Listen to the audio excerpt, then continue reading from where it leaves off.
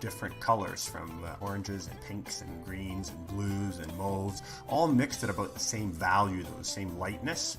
And what I'm doing is painting different pathways of these colors, these big sweeping curves that come from the outside in towards the sun, and starting with the kind of darker, cooler colors of the outside of the painting, and those curves get kind of narrower and narrower as we get in towards the sun, and then doing the opposite, coming away from the sun, painting with the lightest, warmest colors out towards those cooler areas. And what that does is provides like an overall gradation as you move in closer to the sun, everything gets lighter and warmer, and that just really, really helps the glow. All of these various big curves of different colors, again, they just encourage your eye to move.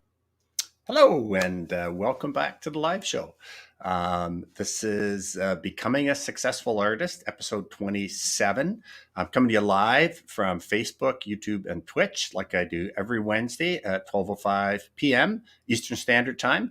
If you want to make sure you get notified when I go live, then you can go to my YouTube channel at Tim Packer Fine Arts, subscribe, and click on the little bell.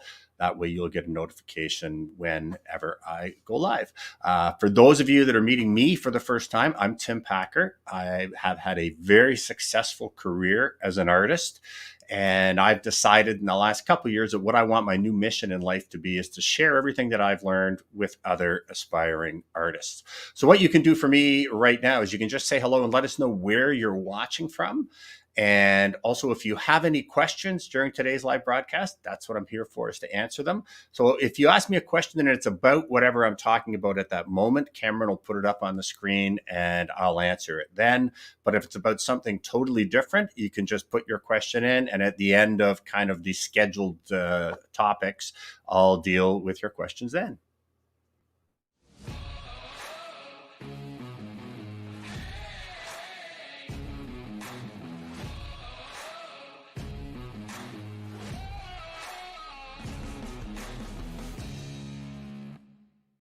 Okay, Cameron, let's see who we've got watching here today. So we've got Leo from Seattle. Welcome back, Leo. Cheryl Ann, how you doing? Nice to have you again. Lynn from Lindsay, how are you? We've got Eileen from Vancouver. Annika from Germany. Welcome back, Annika. And we've got Sherry from Niagara Falls. Got Ron again from Oakville. Hi, Ron. We've got Ann from Brampton. Welcome to the show, Ann. We've got Karen from Oklahoma. Welcome back. Navneet from India. Great. I can't believe how we're just getting people from all over the world on these lives. We've got Patricia from Peterborough, and Kathleen from Toronto, and Rena from Halifax. We got Brianna from Peterborough, Ontario. And we've got Barbara from Alberta. Oh, I bet it's cold out there right now. We've got David from Toronto. Welcome to the show, David. We've got Jan from Kentucky. Welcome back. And we've got Marianne from Syria. I think you're our first viewer from Syria live, so welcome to the show. Okay, so today I'm going to talk to you about doing art festivals. Now, I'm assuming that if you're here on this channel, you follow me, you're interested in having a successful career as an artist. And what we all want eventually is, to have that magical moment when you're at a gallery opening, people are lined up out front to come in, the doors open, people rush in, red dots start going up all over the place. Maybe there's waiters serving glasses of wine. Maybe there's live music playing. That was actually my life. I've actually had openings like that. And it's like, I'm sure that that's the kind of thing that if you're watching this channel, you want to do. Or maybe you want to have an experience like we've had this year. We've had 2 online sales this year. We're basically in the space of 24 hours, we've done $40,000 in sales of my artwork. And so that's where you want to get to. The problem is, how do you get there? And that was the same problem that I had. When I quit the police force back in 2000, I had no idea how to go about actually creating a career as an artist. And at that time, I was a high realism portrait painter, and I just got all of my business through referrals. That was it. Then I finally did get into a couple galleries, but they didn't sell any of my work, and I didn't really have any feedback or know like what to do or where to go. And so for the first 2, 3 years, I limped along with my portrait sales through word of mouth. I was in a couple galleries, but I wasn't really selling much. And doing art festivals changed that for me. Art festivals actually had a big part in actually launching what was to become my career, and a very successful career. And so it's like, why is that? Well, like the best thing about art festivals is you get eyes on your work, right? You could be in a gallery. I was in galleries, but in some of those galleries, they might only get 4 people come in a day, and you might only have 2 or 3 paintings there. And so you might only have a few hundred or maybe 1,000 people in an entire year see your work. When you do an art festival, some of the art festivals I've been at, they get crowds of 10 or 20,000 people. And so you have the opportunity to have your work displayed in front of a huge group of people. And that does a few things for you. First of all, you can gauge the feedback. It's like you don't know if your work's in a gallery, whether anybody even looks at it, or if they look at it, but maybe they don't want to pay that much. But when you're at an art festival, you get to see the immediate reaction of people. And again, it's kind of like it's going to be one of 3 things, right? Either they just walk by your booth and don't even notice you or your work. And so if that happens, that's actually good to know that, because it's like whatever it is you're doing, that's not it. That's not what you're going to make a career on. Or it might be that they like your work and they come over and look at it, but they just don't pull the trigger and buy. Or it might be that they love your work, they come over and they buy. You're going to have one of those 3 reactions to your work. And that's really, really important for you, that feedback in terms of telling you, like, are you on the right path in terms of your subject matter, your stylistic approach, the medium you're working in, all of this kind of thing. And so, as I said, I didn't really do, all I did was word of mouth, and I was in a few galleries. And then in 2000, and at the end of 2002, so after 3 years of doing that, I had a friend of mine that said to me, Tim, you should start doing art festivals. And at that time too, I'd made the move from painting portraits to moving into the landscape. But I had no idea how I wanted to paint the landscape. And I was kind of all over the map stylistically and even subject matter wise. I was also doing some florals and some still lifes and even the odd animal painting. But when I moved over into the festivals, over the course of about a 3-year period, I did about 45 or 50 festivals. So I was doing like 15 festivals a year. And at that time, that's when I was in process mode. That's when I was trying different things. What if I did this? What if I did that? What if I painted in casein? What if I was doing watercolor? What if I did oils on canvas? What if I did oil on panel? And stylistically trying everything, and then gauging the reaction. So gauging the reaction of the viewers to the various things that I was doing, gauging my reaction, like, did I really like that, whatever the work turned out to be? And did I like the process? Did I really enjoy painting in a certain way? Because sometimes you'll find where, you see some other artist who has a specific way of painting, and you try it and it's like, wow, the work turns out good and you're happy with it and people like it. But you're like, I don't want to spend the rest of my life doing that 6 hours a day. So you have to find a place where all 3 things happen, where you love the process, you love the finished work, and the public, or at least enough of the public, loves the finished work that you're going to be able to sell enough work to make a living on. And the best way to do that is to be doing festivals regularly. And the other great thing about festivals is most galleries are not going to touch you with a 10-foot pole if you're all over the map in terms of what type of work you're doing, what your subject matter is, what your medium is. But a lot of festivals, you just pay your money, you get your booth, and you can show whatever you want. So it's a great way for you to gauge that reaction of the audience. And what happened to me is during that 3-year period of being in process, gauging that reaction, that's where my ultimate style ended up kind of finally maturing. And the very first time I had like a large body of work, that was all in that vein, kind of the beginnings of where I ended up.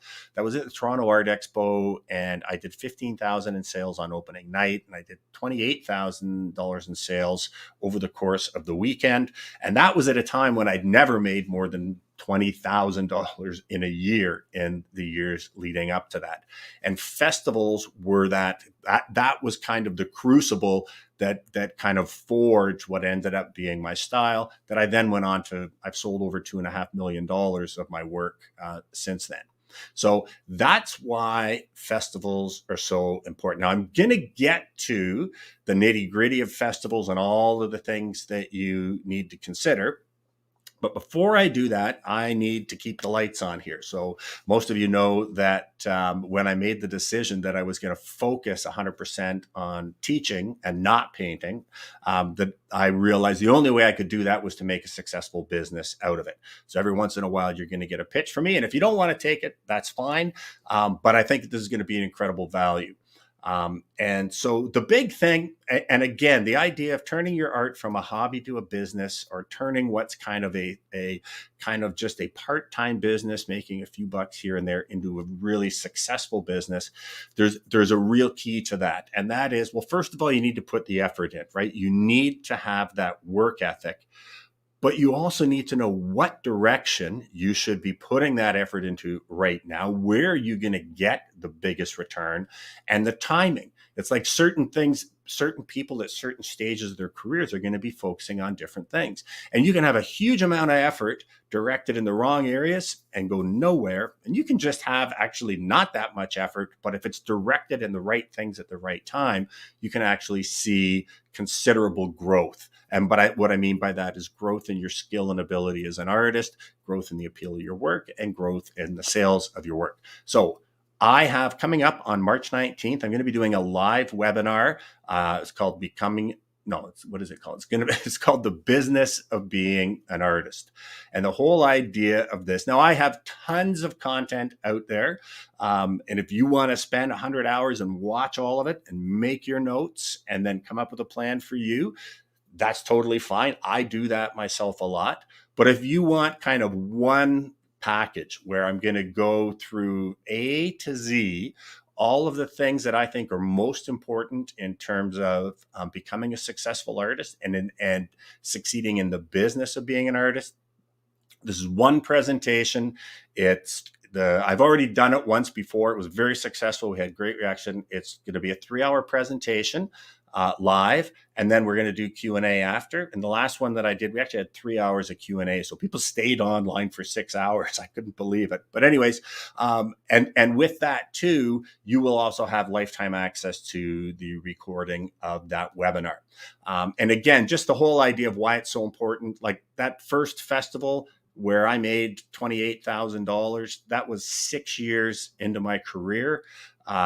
Whereas when I mentored Brooke and really made sure that she was directing her efforts in the right time at the right place, she was able to earn over $30,000 in her very first year as an artist. And now her work sells for the same as mine. And in 5 years, she's been able to accomplish as much as I have in some areas, what took me over 20. And in some areas, she's actually way ahead of me. So again, if you're looking for just kind of a all-in-one video that's going to give you all the information you need to create your plan, that'll be this webinar. And I guess I should just talk about the cost. So most of you know that I have a mastermind class that's called Becoming a Successful Artist, and I have a community that the people that take that are into. That the regular price for that's $995. It's actually a $1,600 value, and that comes with a 3 months free of the Hungry Artist community, where we meet regularly and do Zoom calls, do coaching, critiquing, Q&As. Okay, so that's that. The regular price of this webinar is $89, and you can actually buy a recording of the previous one on my Tim Packer Art Academy for $89. But what I'm going to be doing is, up until a week before the webinar, for all of my newsletter subscribers, you're going to be able to buy the webinar for $69. So $69 will give you live access to the actual webinar where you can ask me your questions. It will also give you lifetime access to that. And plus, there's going to be, for a lot of you, that probably will be enough to kind of get you going on your path. But for any of you who are thinking, well, gee, I might want to go into this, the Becoming a Successful Artist Mastermind program, at the webinar, I'm going to be offering, only for people who are at the webinar, they're going to be getting an amazing discount on that mastermind, where you'll also get that $69 that you've paid to count towards that. And for my Hungry Artist community, there's going to be a special offer and package on that too. So if you're interested in that, if you've already signed up for my newsletter, and that's the, where are we here? That's this website right here. If you haven't already, if you go there and just scroll to the bottom of the home page and put in your name and your email, you'll also get my PDF on the 10 most common compositional errors. But there'll be an email coming out later this week with a link to the landing page to sign up at the price of $69. So if you aren't already in any of my other programs, I really recommend that. And I also see I have a number of people on here today who are in the Hungry Artist. You guys don't do this. You have access to the recorded version. And I only have, because it's through my Zoom package, I only have a certain number of places available. So once we get to a certain number, then it's cut off. Okay, that's enough about that. So let's get back to festivals. We're going to do art festivals. There's a lot to know about art festivals that, again, I learned the hard way by making mistakes and then just learning about what I would do next time or what I wouldn't do the next time. So the first thing you have to understand is there's basically two different types of art festivals. There's the ones that are really good for kind of entry level, where it's like run by an artist. Usually it's run by like an artist group, and they provide most everything. So they provide a building, they provide like the panels or the booths or whatever, and you just need to come and hang your work. And often they also look after sales as well. And you might pay a percentage to the art group. Now, that's how I started off for those first 3 years. I actually did that one festival a year that our local Oshawa Art Association had. But that was my only experience with festivals. And I didn't know that there was hundreds of festivals. Like within 100 miles of me, I could do 2 art festivals every weekend, pretty much. And I'm sure it's probably very similar near where you are. And so that's the easy one. It's an easy way to kind of just slide your way in to doing an art festival. But then there's the ones where it's like you get a 10-foot by 10-foot piece of ground. That's it. Then you need to bring your tent. You need to have all your hanging gear. You need to look after the sales. You need to look after everything. What I would recommend, if you haven't done festivals yet, if you can find ones where it's some of the stuff is looked after by the actual organizing committee, so that you don't have to invest a huge amount of money before you find out maybe just that you're not there yet and you shouldn't be doing festivals, right? Because just because you create a piece of art doesn't mean necessarily someone is going to want to buy it. So how do you find out these festivals? Well, one of the best ways is actually join your local art association, art guild, art club, whatever it is. There will be people in that club who are doing the festival circuit, and you just ask them, like, what are good festivals to do around here? You can also go online and Google it. Now, back when I was doing festivals, that was way, way back. There was a thing called, up here in Canada, the Ontario Craft Council, and they put out a little magazine every year. It was like the size of the TV guide. You guys probably don't, some of you don't even know what the TV guide is, but it had a list for the entire year going forward. These are all the arts and crafts festivals. So some of them are arts and crafts, and some of them are just fine art. But if you just go online and Google it, I'm sure you'll be able to find lists of local shows. And then what you need to do, you need to go on and check what's called a prospectus. And a prospectus just kind of lays out what the details are of that festival. So first of all, it's the date, right? So if you're looking, I guess I should just say too, and the reason I'm doing this on festivals is I've one of the people in my Hungry Artist community, actually, who's Cheryl, and she's also on here today. And she asked me bunch of questions. She's got her first festival coming up since COVID, actually in a few weeks. And I thought, you know what? There's a lot of people now that are going to be in a position where, yeah, festivals are going to start coming back as the COVID restrictions kind of go away. And you need to be thinking about it now. If you're thinking about doing festivals in July, August, September, October, you need to be thinking about it now and doing this stuff I'm talking about now, because a lot of these festivals. So again, when you go on the prospectus, it'll tell you the date, what the name of the festival is, but it'll also tell you what are the requirements to register. And often you need to register 3-4 months, sometimes longer than that, in advance. So you can't be sitting there in August going, gee, I'd like to do an art festival in September. You need to be looking now, and ideally what you want to be doing is kind of trying to plan out your entire year. So the prospectus will also tell you what type of products you're able to show. For some, it's only original art. For others, you're allowed to show prints. It will tell you how much it costs. It'll also tell you what they provide and don't provide. And so you're going to, again, if it's a festival where they provide the booth space and everything else, it's like, okay, I might be able to do that. If you don't have a tent or anything like that, I would not recommend applying to a bunch of festivals that need tents and then going and spending a couple $1,000s on equipment only to find out that, like I said, maybe you're not ready yet. The best way is to get your work in front of people, gauge the reaction, and that will tell you, do I need to be doing more festivals, or do I need to be spending more time in my studio, improving my skills, spending time in process mode, improving composition, all of that type of thing. So, and it will also tell you how you need to apply. Cheryl Ann, yeah. So Cheryl Ann's been accepted to shows in 2022. Most of the applications are out now. And it's, when I first started doing the shows, I had no idea that I almost lost a year because I didn't realize that January, February is when you need to be planning the shows you're going to be doing in the summer and the fall.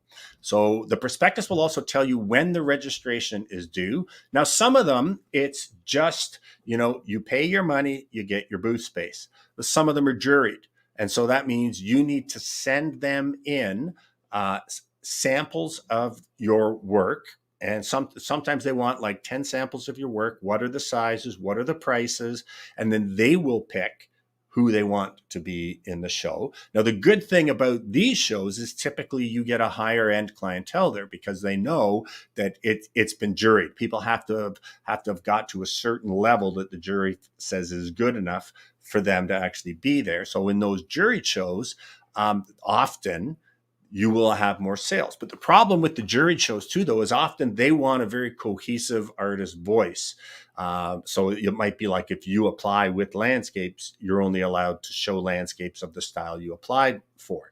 Some of those other ones that aren't juried, the great thing about them, and this is what my tent often looked like, I could have 4 portraits, I could have 3 landscapes, very different stylistic approach. I could have a floral, I could put whatever I wanted in my tent. And I could gauge people's reaction. Because often what may happen is you might have 3 or 4 different ways of painting in terms of the subject or the style or the medium, and you might love them all. And so the question is, well, which one does the audience love more? Because that's a pretty easy business decision. If you know, well, everybody wants these and I love doing these, then I'm going to do more of these. And the other great thing about festivals too is they build your audience. You start to get people coming back again and again. And often the people buy one original, the average is they'll buy at least 2 more pieces from that artist. Okay. So in the prospectus, you want to get a calendar out. And I guess if you're really good on these Google calendars and stuff, that's fine. I like having a big calendar so that I can see stuff and see how busy I am. But you want to start marking down first the potential festivals that you want to do. And then you need to be marking out the submission date, when you need to submit by.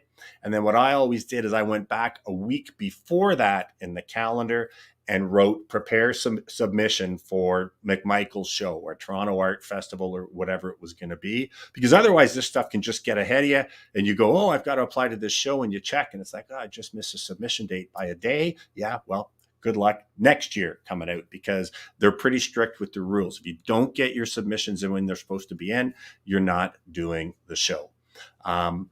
And where are we now? Okay, so you've done all that. You've kind of figured out how many shows you think you want to do.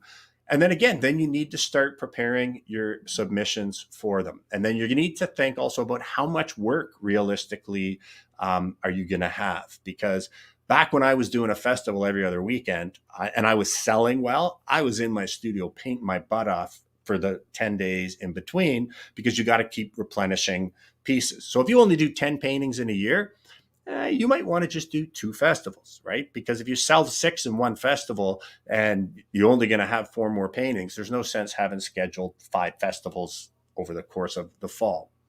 So realistically think how often are you painting? How many paintings can you do? And then you also have to look at, for the festivals, like what's the size of the booth space? So I've had a Toronto Art Festival, I had a booth that was 20 feet long and 10 feet deep. And that meant I got the outside wall 10 by 10. I got an inside wall 10 by 10. I had a 10 by 20. And then I had a 10 by 10 at the other side. That's a lot of space to fill. I used to do the show at the McMichael Gallery, and it was a booth that was only, or it wasn't even a booth, it was a panel that was like 6 feet wide by 8 feet high. So obviously I don't need as much work for that show, at least to get a good presentation, as I do for the other. And then my recommendation is you want to have enough work to at least fill your booth space twice. Because for most of these festivals, once a piece sells, people have the opportunity to take it with them. You don't want to be on day 2 of a 4-day festival, have just all blank space with only one painting there. So I used to like to have enough to fill my booth 4 times, because there was, and again, you can judge that by how your sales are. But at that one show, the McMichael show, even though my panel was 6 feet wide by 8 feet high, I sold $20,000. I was the first artist ever to sell over $20,000 in a weekend there, because I had a truck full of art. Every time a piece sold, I brought another one in, brought another one in, brought another one in. So you need to consider this kind of stuff, but you certainly need to have enough to fill your booth twice, I would say. And then it gets down to what size should you do. I always found it was a really good idea to have a variety of sizes. So if you look at kind of what's behind me there, this isn't actually an art festival. This was a pop-up show that I did in a vacant restaurant space, but it sort of gives you the same idea. So if you look at this side, you have a bunch of smaller giclées that are framed, and they're actually on chains with hooks. And then there's the 2 panels are like that. And then behind it was just a white wall. And so typically you're going to get either one of those type of things, unless you're out in your tent. And I'll get into that later about the things that you can use to exhibit your work in a tent. And then you also have to look at what is the audience of the show. So if you're doing Kleinberg used to have a fall binder twine festival. It was just a fall festival, right?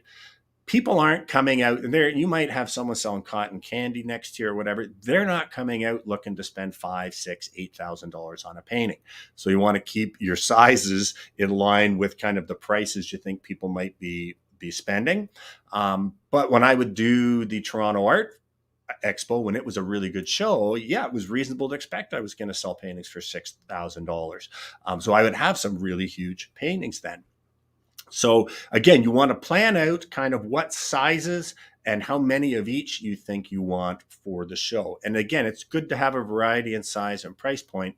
And what I used to do, again, getting into the real nitty gritty, which is why I like having a physical calendar, is I would say, okay, I need for this show, 2 3-foot by 4 foots, 140 by 60, a couple 30 by 40s, say 5 24 by 24s, and 10 18 by 18s.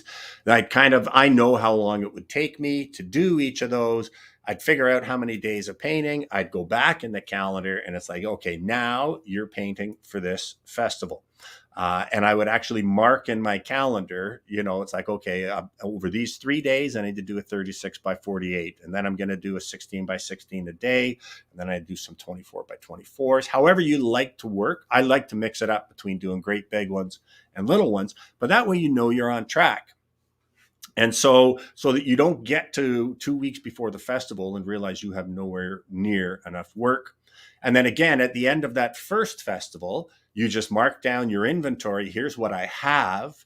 Here's what I need for my next festival. And then you work towards filling in those blanks. And I would just do that all season long.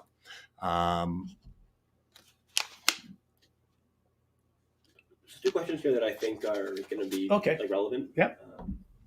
Cameron's just getting me a question here. Okay. How do you collect emails for subscribers list during your shows? Okay. So putting out, people are not going to give you something for nothing, right? So, and giving you their email is giving you something of value. It's valuable to you, and you're just asking them for it, right?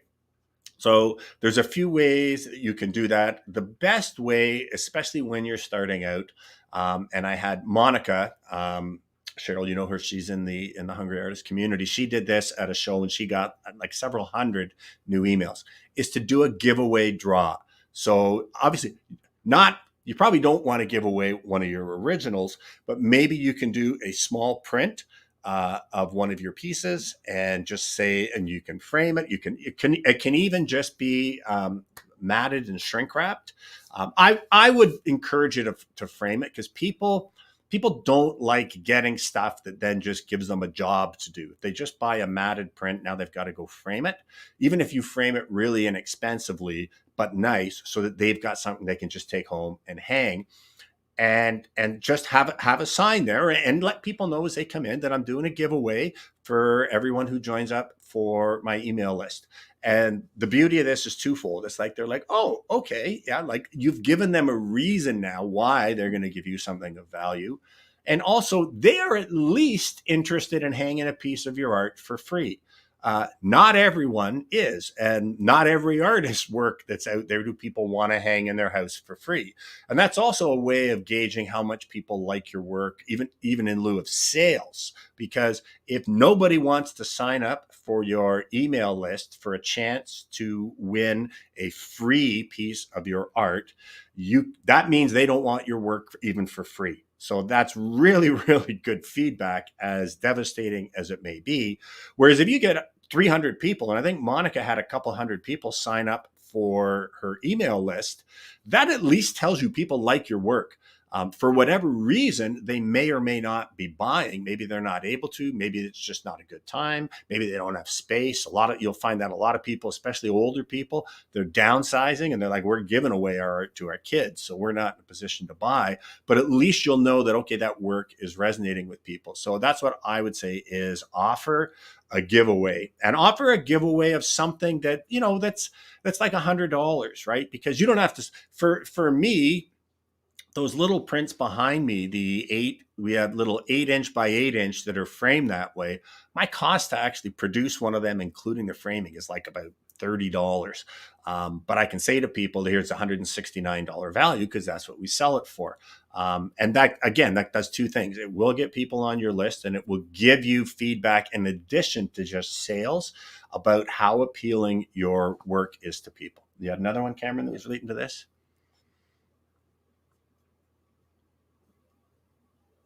Oh, for promo takeaways, I don't have business cards anymore. Because here's the thing: people take a business card home and they throw it out, or it goes in a pile. And same with brochures, postcards, all that kind of stuff, because it's not useful to people. There's one thing that I did. So here's a good little tip: is I made bookmarks. So rather than have a postcard, because even if it's a postcard, if they send it to someone else, that doesn't help you, because that person ideally was interested in your work. So we printed out bookmarks. So they were about 8" by 2" wide. It had a little tiny image of my work on it. You want to make sure you use an image that reproduces really well small, but they were really beautifully done. And then it just had my website information on it. And they were done on rag paper. So again, they were fancy, but bookmarks people use, right? So you're giving them something of value. But really, the best thing you can do, rather than you give someone your business card, is you get their contact information. Because it's like, say you have, again, for me, 45 festivals over the course of those 3 years. I could have someone take my business card who really, really was interested in my work and then potentially never go to my website and never ever hear me again. Whereas if I got their information, I got their name and I got their email, I could reach out to them for every single one of those festivals to tell them, hey, I'm doing another festival here. And then they also stay on your list for when you're doing gallery shows or when you do a pop-up show or when you're having an online sale. So and you know what? There's nothing more awkward than, you go up, talk to somebody and they just pull out their business card and hand it to you. And my reaction is, I'll take it. But my internal reaction is, I didn't ask you for your business card. And quite frankly, I don't want it. Like, I'm not interested in whatever it is you have to do. If people are interested, then it's much better to ask them. Again, either by doing a giveaway or even if they're just talking to you and they seem interested in your work. Again, just having a clipboard out and say, sign this, that's not enough. I would say to them, oh, well, I do a number of festivals. Would you be interested? Would it be okay if you went on my, and again, you don't want to beg people because you only want people on your email list that are legitimately interested in your work, that are potentially going to become a future client.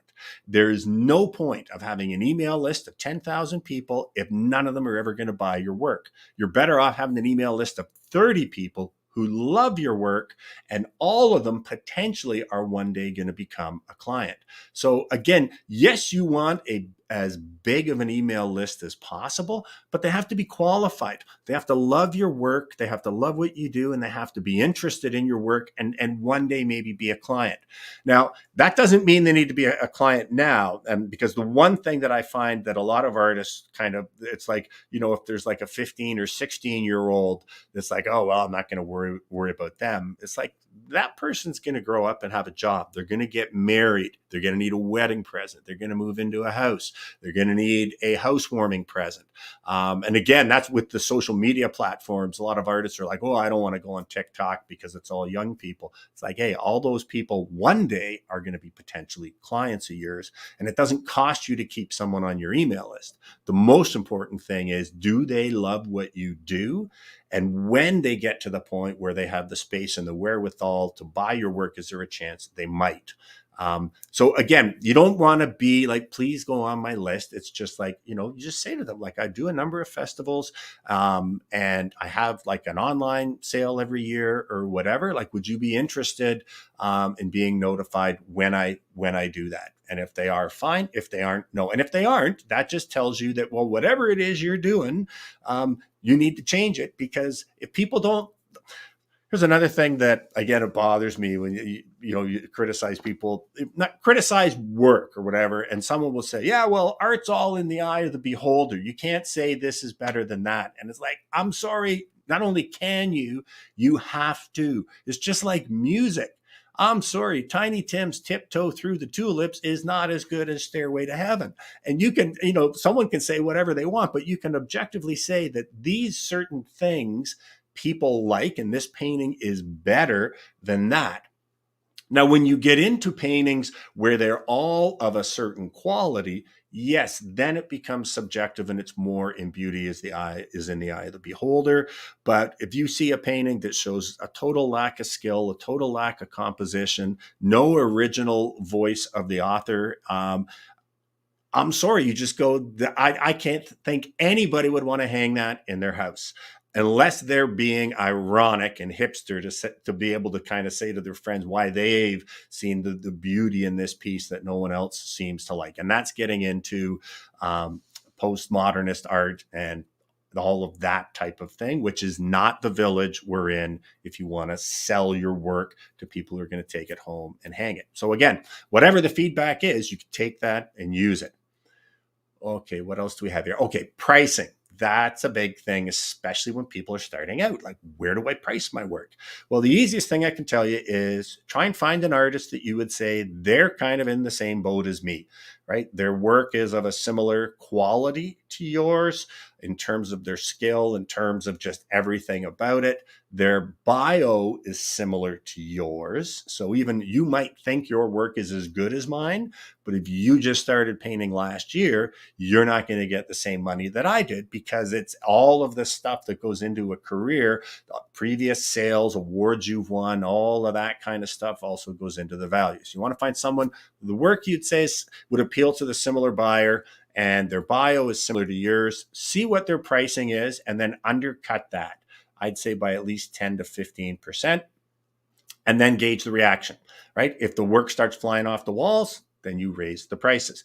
If nobody buys your work, well, then you, first of all, the other thing I should say is when you're comparing it to that other artist, it's got to be someone who's selling, right? There could be someone there with work that's all priced at a certain point, and you think, oh yeah, that's what mine's work. If that person doesn't sell any work, then their price is too high. So, but you want to compare yourself to someone else who you'd say, yeah, someone who would buy their work might be interested in mine, and that person is actually selling their work. Then you want to underprice that and then just gauge the reaction. So that show, the Toronto Art Expo, where I sold all that work, I did $15,000 on opening night. On the second day, I got there early and upped every single price by 10%.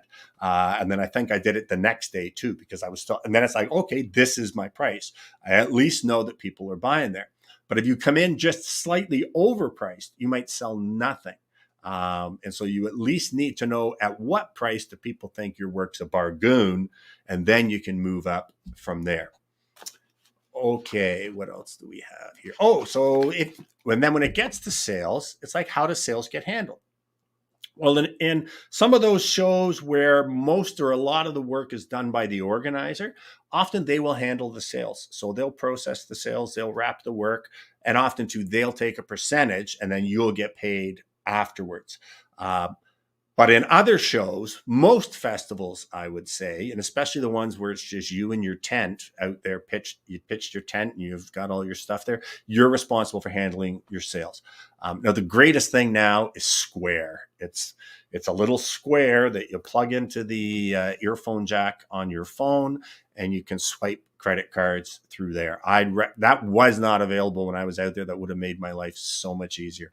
The great thing about Square too is it's free. You just go online to square.com, you request them to send it to you. They send you one for free. You set up your account, and then you only get charged when you make a sale. They just take a percentage of the sale. I had one of those old click clacks for Visa. They charged us $15 a month. And so I had that for about 7 years. So do the math on how much that cost me to be sitting in my closet until I went to a festival. And then they still charged a higher percentage than Square on every sale. So, I mean, that's the best thing for artists now is Square. But you can also accept checks, also accept cash. And I never, ever had an instance where anybody tried to scam me at an in-person art show. There are people out there trying to scam artists. If you are at all concerned, you can just ask someone for a piece of ID if they're writing you a check or something like that. But Square is amazing. Okay, now this is for Cheryl Ann too. She was asking about this, is the whole idea of price tags. Like, how do you actually put the price tags on your work? So if it's like the situation that's right behind me here, where they're on a wall, then ideally you want to do up little cards, right? Almost like a business card size that just has the title, what would I have on it? The title, the medium, the size, and the price. But I want to make sure that it's not too big. I don't want someone to be able to read that tag from 10 or 15 feet away, because what I want to be able to do too is see which pieces are people interested in.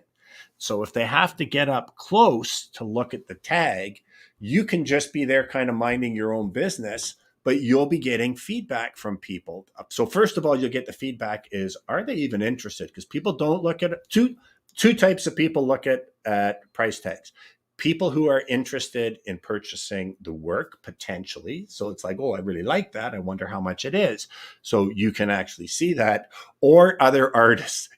lot of other artists coming in, looking at your price tags. And then if they start talking to you, so if someone starts talking, comes in, looks at your price tag, kind of comes back and then starts talking about the work and how much they love your work and all that kind of stuff, then there's a very good chance they're the type of people who may be interested. If the person starts asking you, what kind of oils are these? What kind of brushes do you use? Oh, do you do this first or how do you do that? You're talking to an artist, which again is fine if there's no one around. But if it's a busy place, then you don't want to be spending 15, 20 minutes having your brain picked by the competition. You always want to be polite. You always want to help. And if there's no one around, like I've had conversations where I've spent half an hour kind of giving someone a free coaching session when I was at a festival, if it's 10 o'clock in the morning and there's nobody there, but not when there are people walking through. And for those of you out there too, don't ever do that. I've had people come up to me in a very, very busy show where I've got people waiting to talk to me and come up with a binder full of images of their painting and want me to give them a critique, right? I'm working when I'm there. And so if you are ever going to approach another artist and ask them for advice or ask them stuff about the business, make sure it's when they're there twiddling their thumbs and they don't have people to talk to them. And then usually they'll be happy to help you. But don't go up and approach an artist when they're speaking to clients, or even just if it's busy. It's like, that's not the time. Okay, so that's price tags for if it's on like a wall. If it's like, so these here, if it's like hanging on a chain, what I would do is I would often just put a little tag on the side of the painting. So I wouldn't even do like the full card. I would just get those mailing labels and cut them up so that it was only like little wee teeny thing, and I would just put the price on it and have it around the side. And then I would say to people, oh, for those, if you're interested in the price that's around the side, same thing. You get them going up and looking at the price, okay, I need to pay attention here because this is maybe someone who's interested in what I'm doing. And then this is so, so important. Whether you have just the little tag on the side of the painting or you do the cards, you need to have a card prepared for every single piece that you have there. And when a piece sells, and I'm a big believer, first of all, when a piece sells, get it out of there. It might be your best piece in the show, but what you don't want, and what I had happen many times, particularly in gallery shows where they want to leave it all up for the week, is you might have one piece that's just spectacular and everybody that comes in loves it, and it sells right away. And then everybody else that comes in to see your work falls in love with that, wants to buy it. When they find out it's sold, they quit looking. And then maybe they'll come over and ask you about commissioning you to do another one again, which is okay. But it's like, I don't want to do another one like this. I want to sell all of these pieces. So when people come in, I only want them to be able to see what they can buy. And again, that's why I like the idea of having a truck full of work or a van full of work, so that when a piece goes, I get it out of there, I get another piece in. But when you have a sale, what you want to do is either put a red dot on that little card, or else just write sold in red letters, and then you stick it up somewhere in your booth where it's very prominent. And I didn't do that. I never did that as a practice initially, because I thought it was kind of, bragging and kind of being kind of like, oh, look at all the sales I've had.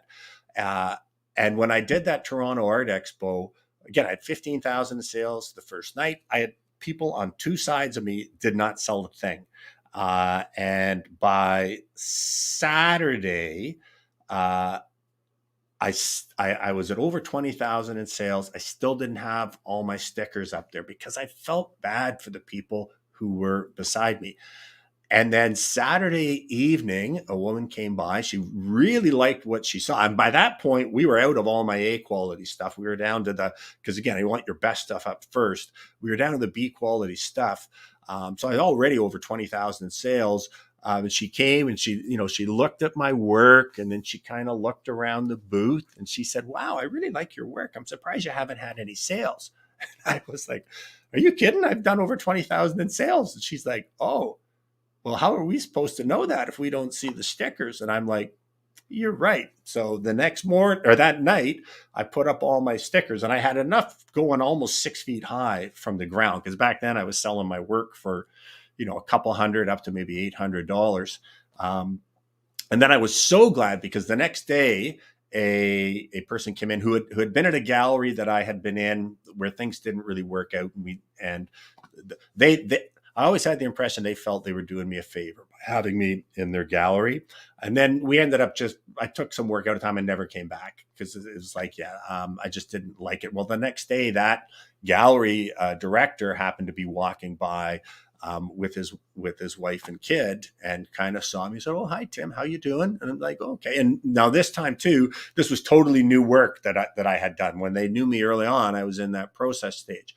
And he's like, "Oh, I like the new work." He said, like, "What's the response done?" And I just pointed, and he could see just this huge stack of sold. And his reaction immediately changed, his demeanor. He was like, "Oh, wow, that's amazing. Oh, we should have coffee and we should talk," right? And that's the other thing why you want to do that, because you know who else is at these festivals is gallery owners and gallery directors. They are hunting talent. And nothing is going to get you into a gallery, if that's what you want, as fast as if having tons of sales at festivals. But again, they need to be able to see that. So every time you have a sale, you put the sticker up and you write on it "sold." And again, that's why you want it to, and you want it to have the title, the size, and the price, because they'll come in and look and they'll do the math. And it's like, wow, this guy sold over $20,000 this weekend. We should be nice to get him in our gallery. And what ended up happening at that show, not only did I do all those sales, I walked away with the business cards of about a dozen gallery owners who had all said to me, "Would you please consider showing with us?"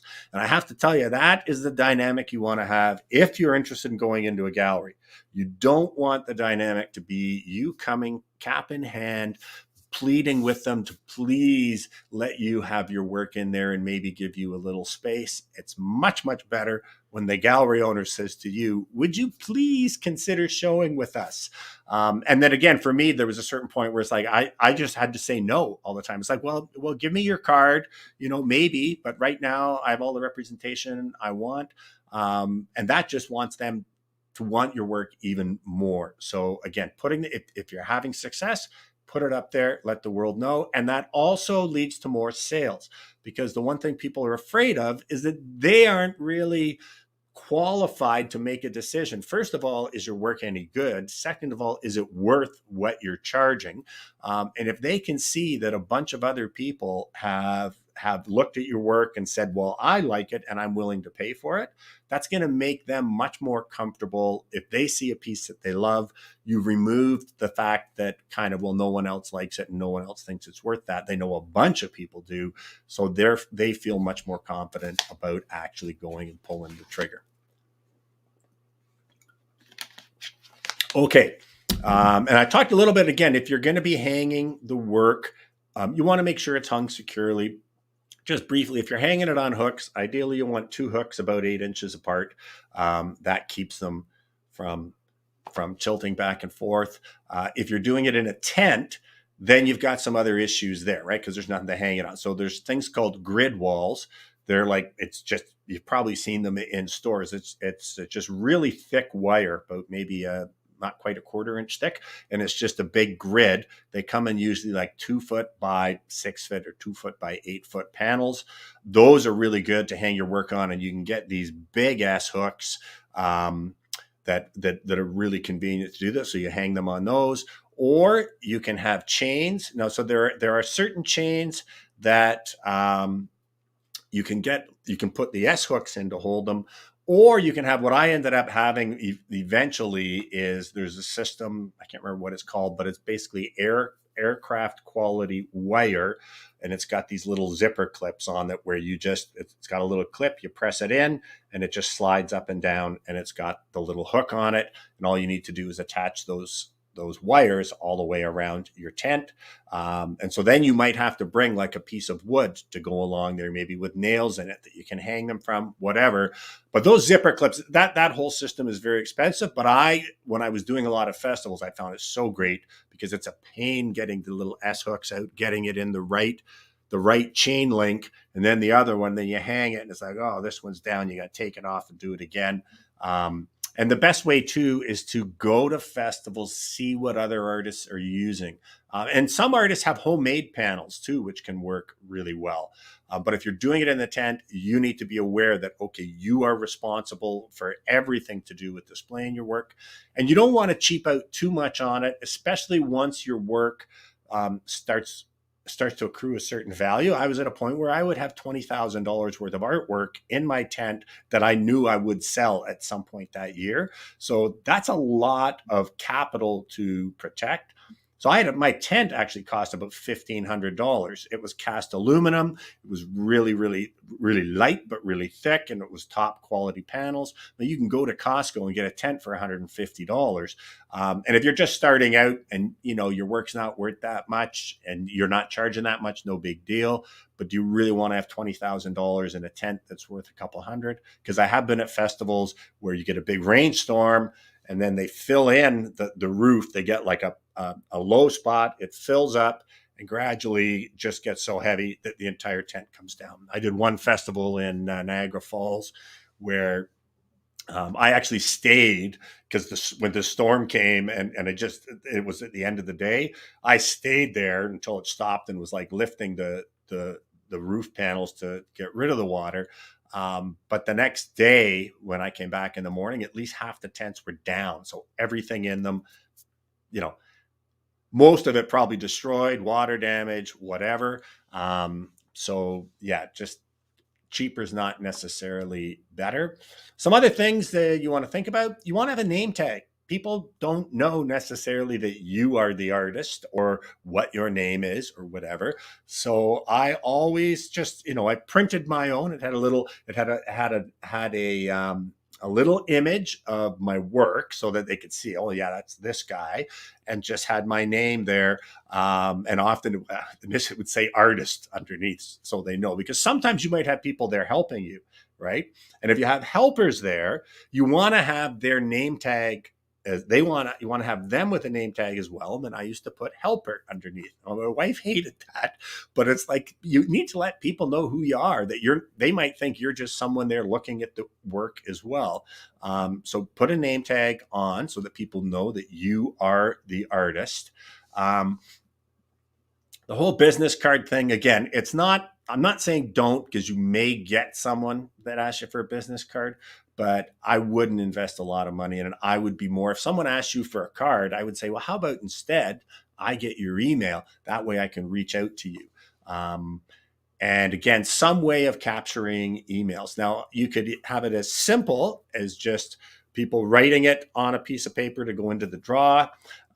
Ideally, what you would want to have is if you have a CRM, a customer relation management system, so like MailChimp, Aweber, Kajabi, would be ideal to have like an iPad there where you can have it on the page, the landing page, where people actually put in their information. So if they say, oh, I'd like to join your email, or I'd like to go in the draw, you can just give them the iPad and they can actually type in their name, type in their email, and now it's done. You don't have to do it. I know for Monica, she was really excited she got all these emails, but then she spent about 4 hours going in and typing them all in herself. So if you have an iPad or something like that there, that they can do it, that makes it a lot easier.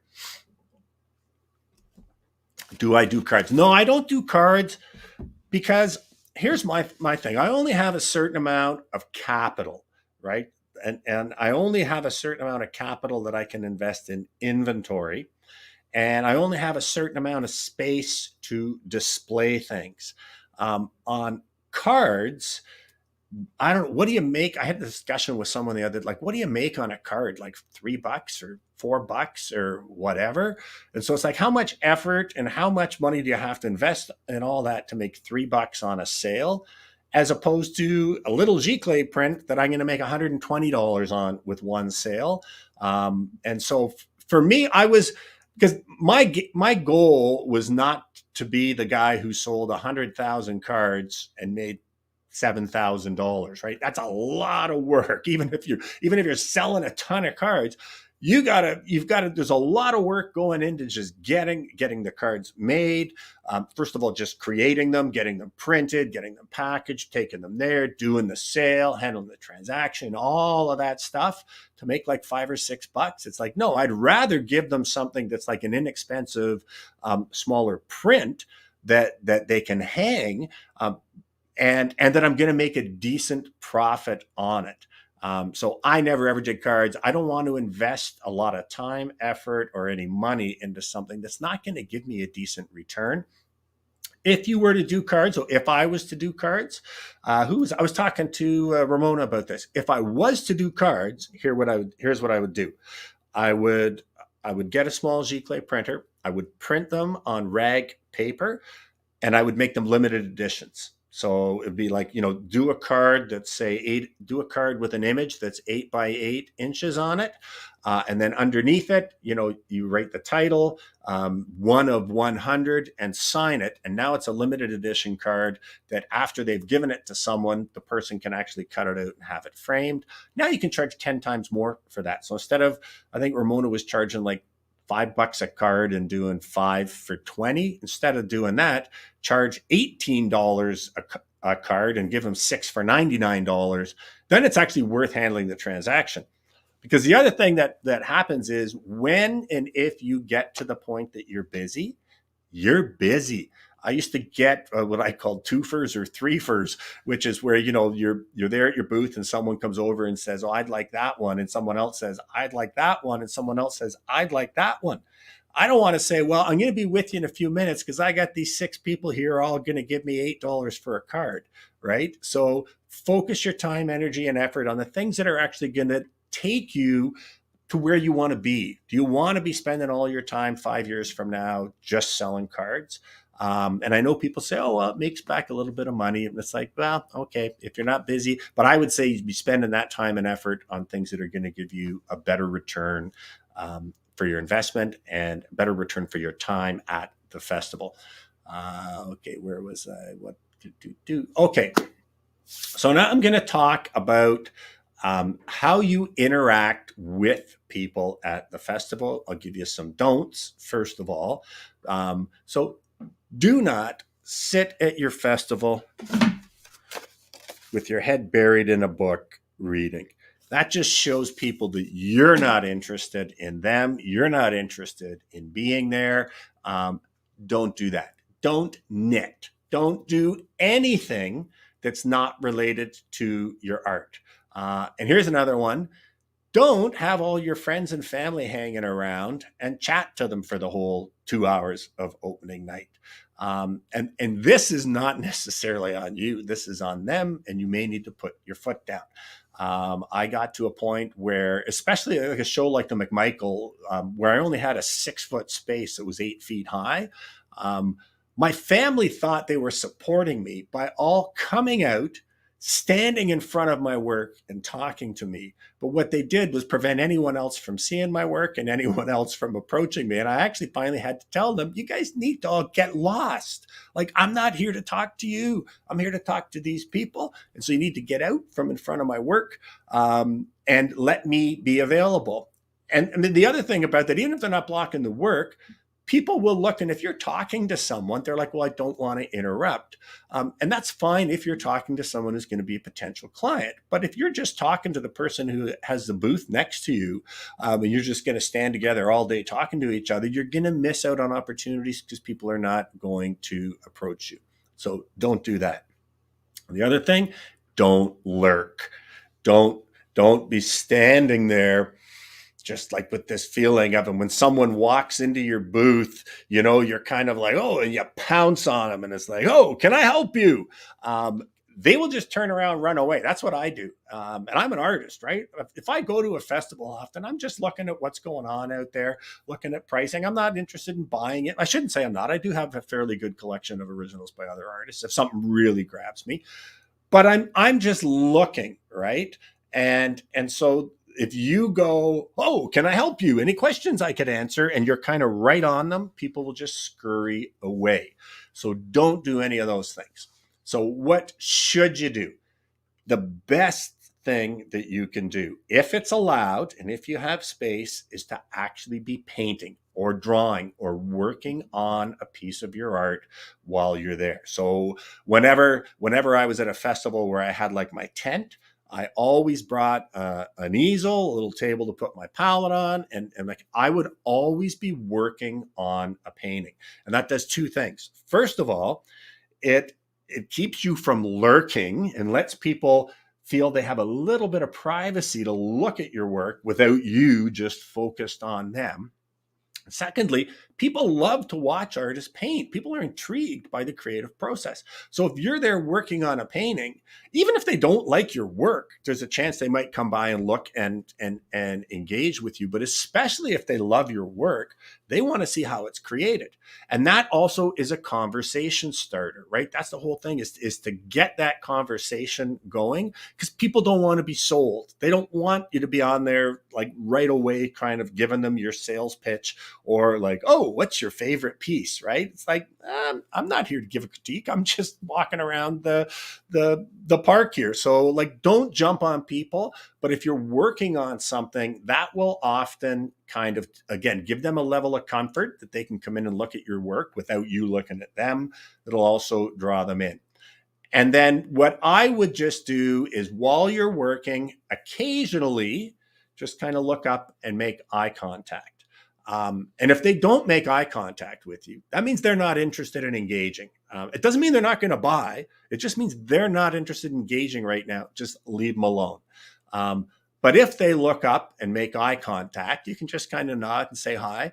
And then you say, if you have any questions, just let me know.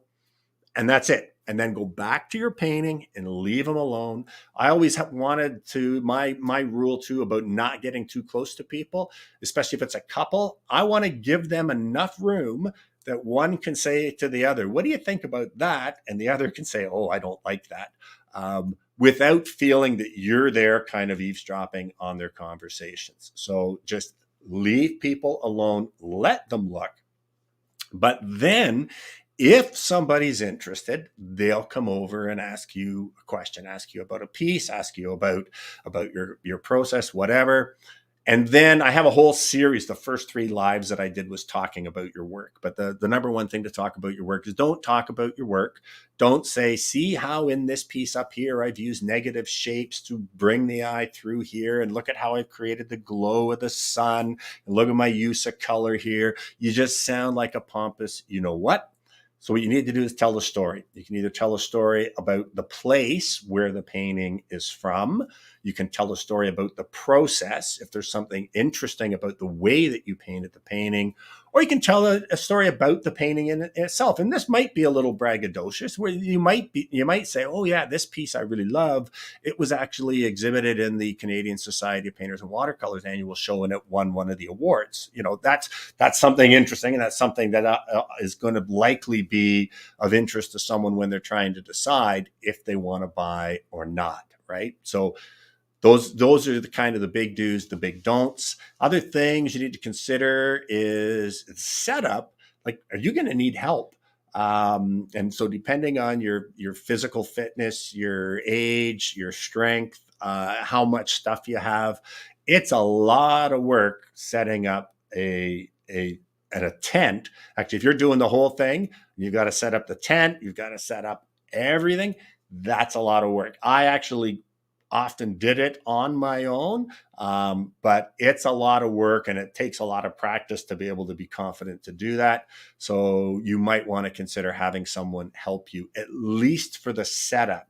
Do you need to wrap the painting for the buyer? Yes, you do. So you have to be creative in that, right? So what I did at the Toronto Art Expo, so often you can create a little negative space, not on your artwork, but physically, by the way you arrange things in your booth. So for example, if you see on this side of me, there's like a panel that comes out and then another one that goes that way. I used to do that actually in my tent. I would have like a little panel, a 2 foot by 2 foot panel. It wasn't right at the back of the tent. It was about 2 feet away from the back, and then work beside it. But that little gap would be open. And that's where I would have my bubble wrap, and I would have my tape, and I had like a little bag that was my go bag for my festivals. It had a hammer in it. It had pliers. It had extra wire. It had hooks. It had paper towels. It had glass cleaner when I did watercolors, had like all of that stuff in the bag. But you need to think about, that's a really good question. And I didn't have this on here. So thanks for the question. But you need to think about where you are going to create a space where you can put stuff like that. And obviously, you're not going to have enough bubble wrap for the entire show there, but you need to have enough that at least to sell 1 or 2 paintings. And if you're buying bubble, again, depending on how much, don't go to like Michael's or HomeSense and buy bubble wrap if you can help it. You're better off to find like a packaging company where you can buy it at least in bigger rolls than what they do. Like we buy our bubble wrap. Cameron just got one yesterday. How much was it? Do you know? Price I'm not sure. It might be like $180 or something like that, but it's a 4 foot. So it's 4 feet wide. And so that's how wide the bubble wrap it is. And the roll of bubble is 4 feet wide. And it also comes in perforated strips every 2 feet, I believe. Every foot it's perforated, so you don't even need to cut it. And you don't have to buy it that big of a thing, but if you buy it in bulk, it's less than 1/20th of what you'll pay if you go and just buy like 10 feet of bubble wrap from one of those other kind of stores. So yeah, you need to be creative about where you're going to store the stuff. But yeah, you do need to wrap it for people. It's just, yeah, some people just use paper, right? So if you don't have the room for bubble wrap, they use paper. I always like bubble wrap. I didn't want anybody to get a painting damaged on the way out. And that also lets people know too that they paid for that piece, right? It's wrapped. But yeah, you want to be able to wrap it for them. Oh, I did have packaging there on my list, but I didn't say you need to be creative. And it could even be, again, you could just have like an easel set up kitty corner in the corner of your booth, maybe with like a big vertical piece. And then behind that, you've got the roll of bubble paper leaning up in the corner. But you don't want to have to leave and go to your car or whatever every time someone buys a piece. And the other thing you need to consider also, this will be in the prospectus. And again, talking to other artists and going to a show in advance is really the best way. But do they have any security? Because sometimes I did shows where I had to take down at the end of the night. So it's like the show ends at 5. All your work needs to get wrapped up again, needs to go back in your van. You go home. You need to be back the next morning in time to get it all set up again for the people to come in. So you want to know that, right? And you also want to know, even if they say you can leave it, do they have security there? Because if they don't, well, again, if you're charging $110 for your paintings, maybe not such a big deal. When I was doing the festivals at the end, I had paintings in my tent that were worth $4,000. It's like, I'm not leaving that there tonight unless this is an enclosed area with security. What about insurance? I have business insurance. So I have a rider on my home insurance policy that allows me business insurance. But for the most part, that's in case I break a camera or we have a fire and I lose all my equipment or something like that. Most insurance companies will not insure work unless it's work they've purchased that comes with an appraisal. So if you lose 20 paintings and you say, well, these are all worth $4,000, and you go to your insurance company and say, oh, they're going to go, they're not worth $20,000. Show me that you've sold 100 paintings at that size, at that price, and then they might cover it. But actually, artwork is listed in a lot of insurance things as specifically not covered. Because of that reason, it's like, well, any artist can say their work's worth whatever, right? So I've never ever had insurance for my artwork. And same with shipping. Shipping, if you go to Purolator or you go to UPS, they'll allow you to put insurance on your painting or on your print that you ship. But if it gets damaged, they will only pay the cost of the materials. The insurance they're talking about is liability insurance, Lynn. It's not insurance. And maybe actually Neil was asking me about that. They're not talking about you insuring your artwork. They're talking that someone, see how over my shoulder there's an electrical cord. If someone trips over my electrical cord and breaks their back, they want to know that you've got liability insurance if they sue you. Because if that happens, they're not just suing you. They're suing the building owner. They're suing the organizers that put the thing on. So usually when they're talking about insurance, they're talking about liability insurance. And again, that I have that on my small business insurance. That's the main reason actually why I got the insurance, was because I was having people, here's something that if you're having people into your home as a, like, even if you're doing a studio open house, you need to let your insurance company know that and also find out if they're okay with that, because some insurance companies won't.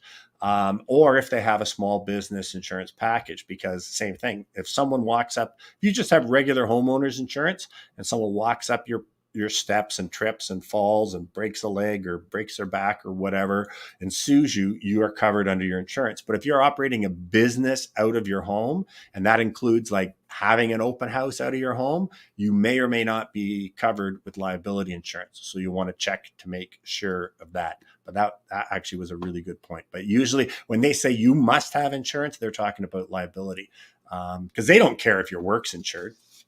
It's like, it's on you, right? Where we got.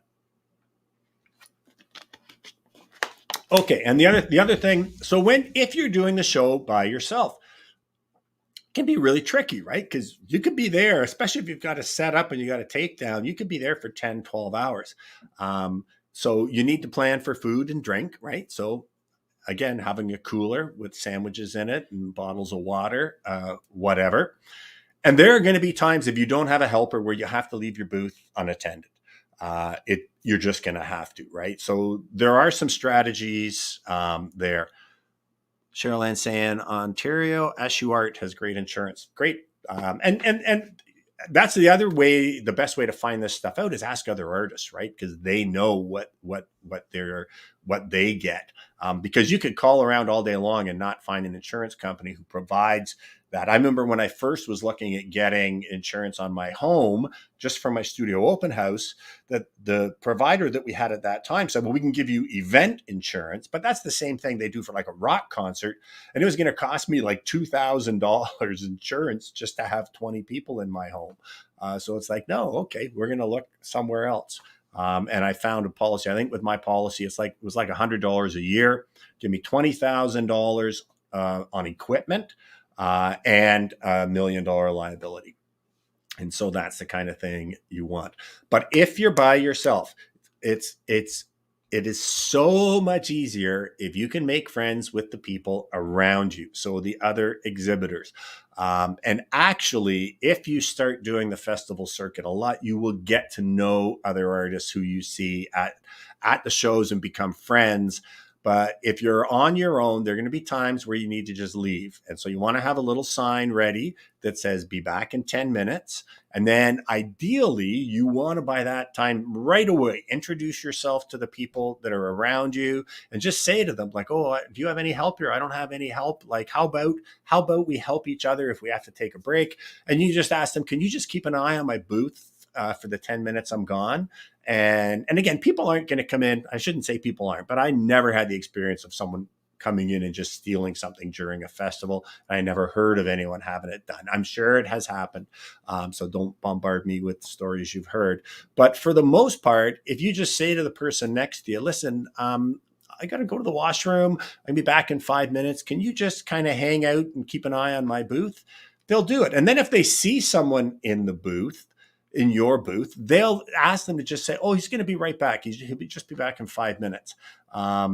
because otherwise, you can't stand at your booth for 15 hours. And then the other thing, the best thing you can do, and this only works if you really have a rapport with the person next to you. Ideally, you like their work and they like your work, is you become each other's biggest cheerleaders. As I said, it's pretty tough to talk up your own work without really sounding pompous. But if the person in the booth next to you, if you like their work and someone is over there looking, and especially if you overhear, a couple say, oh, I really like this piece, then you can jump in and say, oh, I love that piece too, and kind of talk up each other's work, because that is what people will then listen to. It's like, wow, this guy's competition next door is actually talking up his work. So my initial kind of reaction to the work is actually being supported, and makes me feel more confident about maybe buying it. Okay, and then I got a bunch of others, just little things. If you have a van or a truck full of work, again, you only have enough for so much in your booth.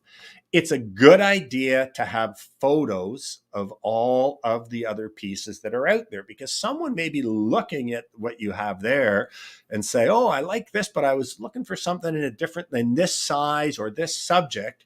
And if you can say, oh, well, I actually have one out in my car right now, would you like to see it? Like to just see the image. Now, what I used to do is, those little photo books that were just like this big, for one photo on each page with the plastic. I used to print out an image of each painting about that big.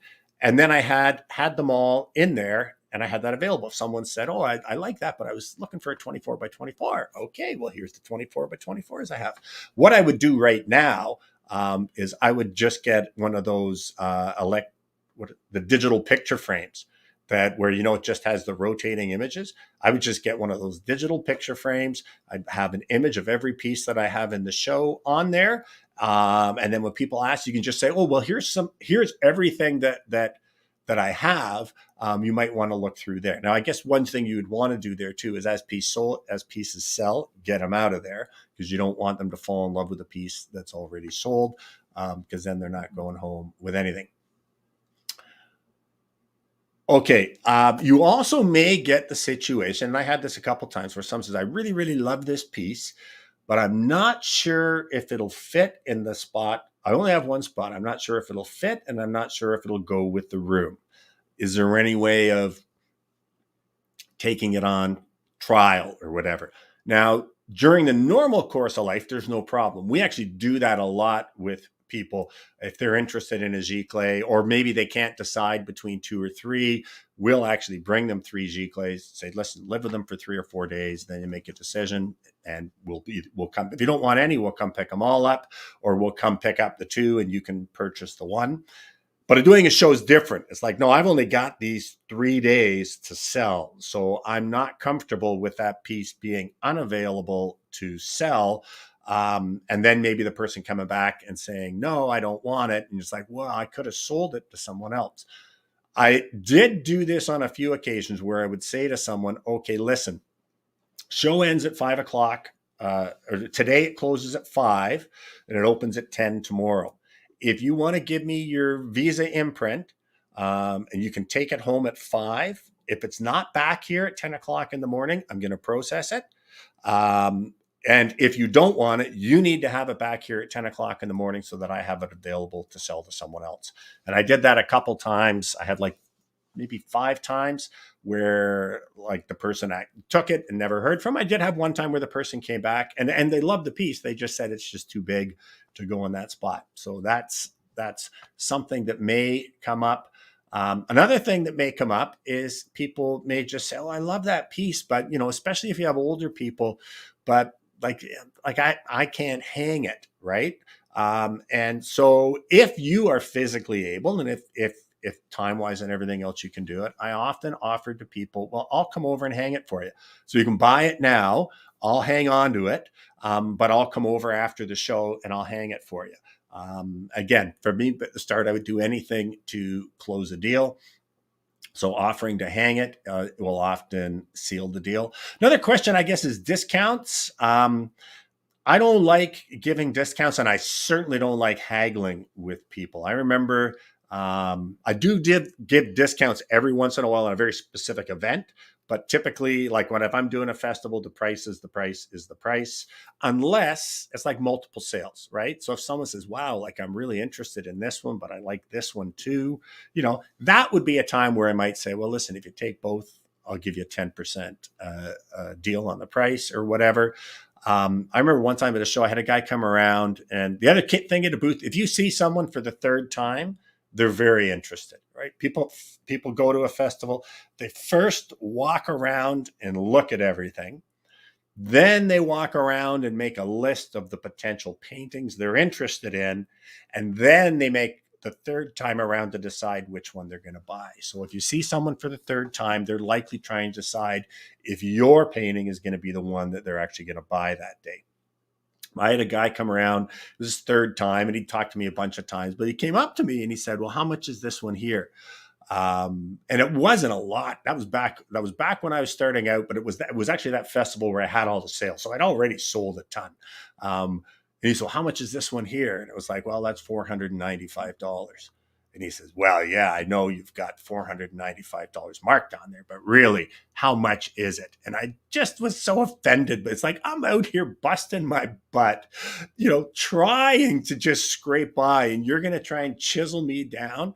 And so I said to him, no, it's $495. He said, that can't be the real price. And I said, oh, actually, you're right, because there's 13% HST on top of that. So it's actually going to be closer to $600. And he kind of walked away. Yeah, putting a painting on hold and the person never returned. I won't put a painting on hold unless they've given me either a deposit, or what I would rather have is the actually imprint of there. I wouldn't put it on hold either. I would just say that, yeah, because I might put it on hold now. Well, what does hold mean? The person might be there 5 minutes later that really wants to buy that painting. So again, I would just say to them, listen, if you can't buy it now, then you're taking a risk. It might not be here tomorrow. And again, the idea that if they want to take it home and see, it's like, well, you can only do that once the show closes for the day, because I don't want to miss potentially selling to someone else. So yeah, I agree. I'd never let anyone put something on hold, especially when it's like, this might be the only 3 days in a 1 month period where you've got a really good chance to sell stuff. I don't want something on hold for even 10 minutes, right? Because here's the thing about the shows that always blew me away too. It's like, even that show where I did $28,000 in sales, I probably did like 40 sales total. Let's just say 40 sales. But there was 25,000 people came to that festival. And my whole weekend, my life-changing event, depended on those 40 people being there. If those 40 people weren't there, I might have sold nothing. And so it's like, yeah, I don't want a piece there that's not available to sell to that person now, because that person might be the only one you see, and that moment might be the only time you see them. So yeah, I would not put stuff on hold. Just say to people, listen, this is my only opportunity to sell. If you want to buy it, you can buy it. If not, you take a chance. If you come back, it might be here, it might not be. And you know what? There's nothing better than that happening. I used to love that.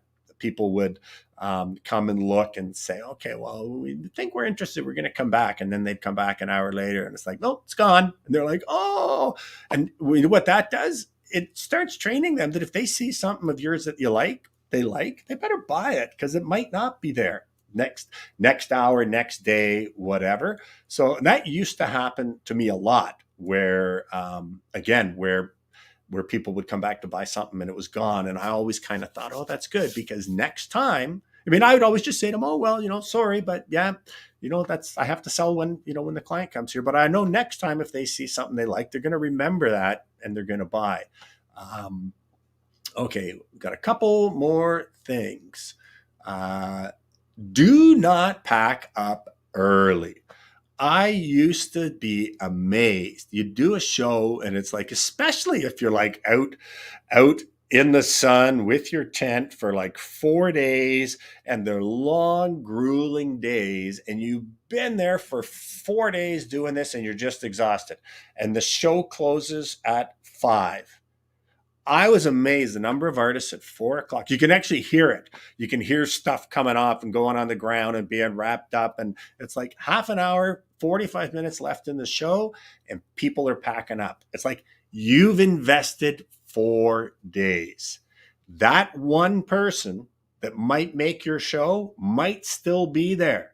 And often what happened, I actually had a number of times where I would have big sales in that last half hour, 40 minutes, because what we talk about sales and what is the one thing people that pulls people to, that makes people pull the trigger is the urgency, right? Well, they know if they haven't been able to make a decision and they're walking around all day and it gets to the last half hour, 40 minutes, they know they need to make a decision now or they're not going home with a piece of art.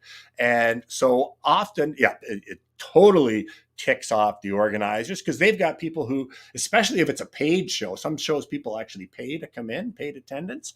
And it's like people pay, come in, and half the people are taking their booths down. I am there, ready to talk to people, ready to do business, ready to sell. I'm upbeat until the show is over. And that means 5, if it closes at 5, that means 5:01. And I would often do, even if the show closes at 5, if there's still people walking around who are not artists, I'm not going anywhere.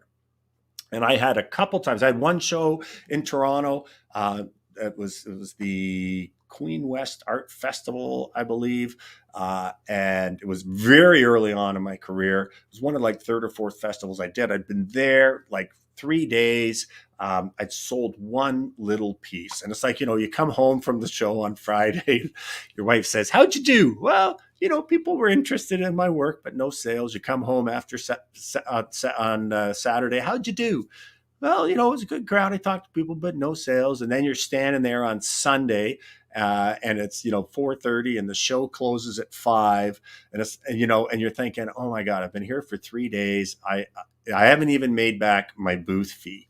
And then in this one particular show, again, 4:30, people are packing up, and I just knew, it's like, I've been here this long. I'm not going until it's over. About 25 to, a guy came by who talked to me a couple of times on the weekend, and he said, "Yeah, I just got off the phone with my wife. I got permission. We're taking these 3." So they bought 3 pieces, and then literally right behind him, someone else came up and bought a painting. So I went from, and I think I paid, I don't know, it was a cheap, inexpensive show. I think I paid $150 or $125 to do the show. And up until then, I'd sold one little matted watercolor for $100. But in that last half hour, I did $1,700 in sales. And it was like, and I came home just with this wad of cash and just was thrilled because that was the first festival, I think, where I actually had some success like that. Because you will go and you might get shut out. It's like, that doesn't mean you don't go to the next one. But again, and I had that happen a number of times in my career. And when I used to teach, I always told everybody, don't leave until the end. And I've had a number of people come up to me since then, other artists that belong to groups that I was part of, that said, "I'm so glad you told me that because I was doing this show. And at like 10 minutes to, someone come up and bought a $1,500 piece or something." So do not pack up early. And don't be in a hurry to get packed up. And I see people like throwing their stuff into the trucks and just framed stuff, right? Like, that's the most dangerous time for your artwork, is when you're taking down a show. Putting up a show is not so bad because, you're already, everything was carefully wrapped at home, and this is all precious now because it might sell. And at the end of the show, especially if you haven't had a good show, you just want to get out of there, you want to get home, and that's when there's a tendency to kind of not do the full proper wrapping of your paintings to protect them, packaging them all up nicely and safely so that you don't have any damage. The only thing worse than having like a miserable show is to find out when you get ready to do the next show that you damaged 7 frames when you were just so frustrated and throwing your stuff in the truck and not wrapping it up properly. So yeah, make sure you take the time to wrap each of your pieces with the same amount of care that you did when you were preparing to bring them to the show. And then afterwards, you need to do a debrief, right? You need to kind of sit down, right? Well, it's fresh in your mind and kind of like, well, what went really well there? Is there anything I can learn that I would change differently next time? Do I want to do this show again? That's the best time to make a decision. And again, you've got, you write down like yes next year or no, like in your calendar. But that's the time to just sit there. And again, or it might be, you know what, this particular, so you can see behind me here, there's a few of the pieces over that shoulder that are like that stained glass thing. That was in the middle of my career while I was already selling a ton of the other stuff. I actually did a series of YouTube videos on process and how you go into process and kind of try stuff and maybe develop a new style. And that actually is the style that came out of it. And we actually, well, all of those originals have sold, and we actually do a number of limited edition prints of these that sell too. But that's the thing you want to note is like, well, was there one particular painting or style or subject matter that really seemed to get a lot of attention? And then you want to make note of that, because otherwise you just forget, right? If it was a great show, then it's just all great. But if stuff could be done better, that's the time to do it. And a couple of final words on shows is typically, if you pay 10 times more to do a show, you can expect potentially to do 10 times the sales. So that's times the sales.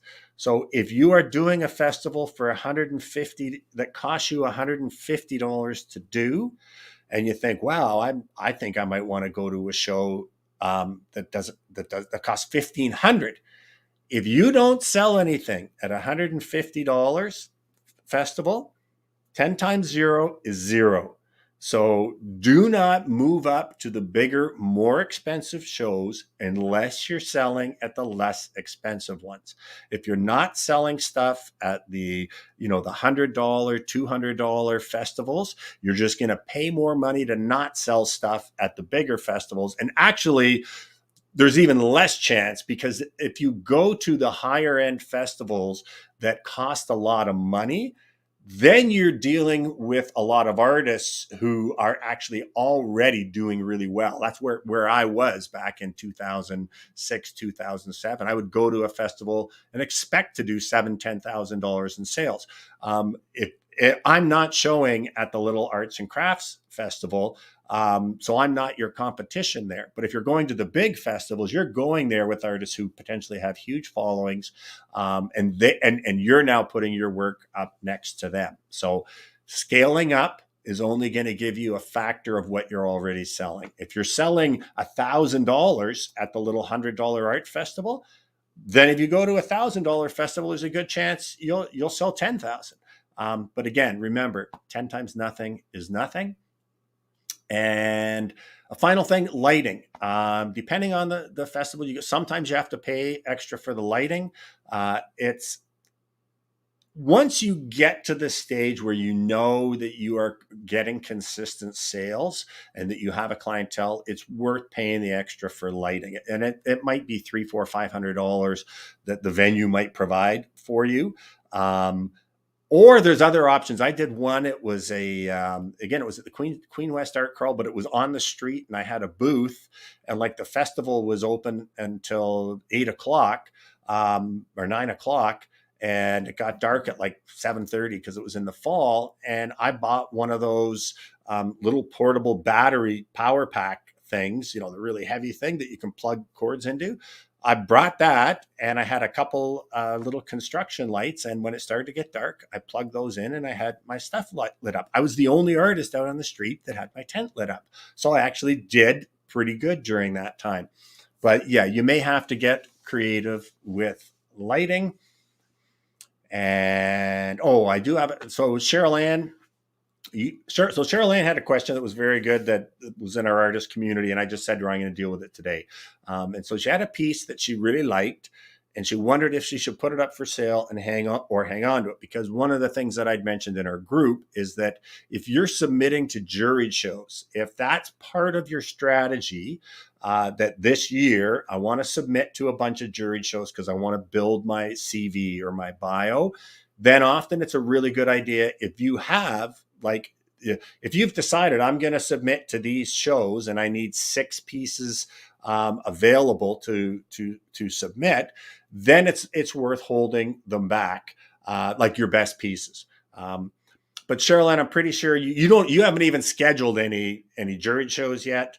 And also, I would say that's a nice piece. I wouldn't necessarily say it's a breakthrough piece. That's necessarily of a much higher quality than of the other pieces I've seen, because you're also going to get huge impact here at the show. You're going to have thousands of people have a chance to look at this. So I would say right now, the impact you're going to get and the feedback from having people see that piece, that will actually tell you, are you right? Do other people think that this is like a standout piece or not? And again, if you haven't already kind of scheduled the juried shows you're going to do and know how many pieces, which pieces, I would say probably right now, especially because people haven't had a chance to get out and see artwork, I would say it's more important to have that piece at your show and let people see it. That's what I would do. Do I have more questions? Okay, Cameron's going to put some questions up.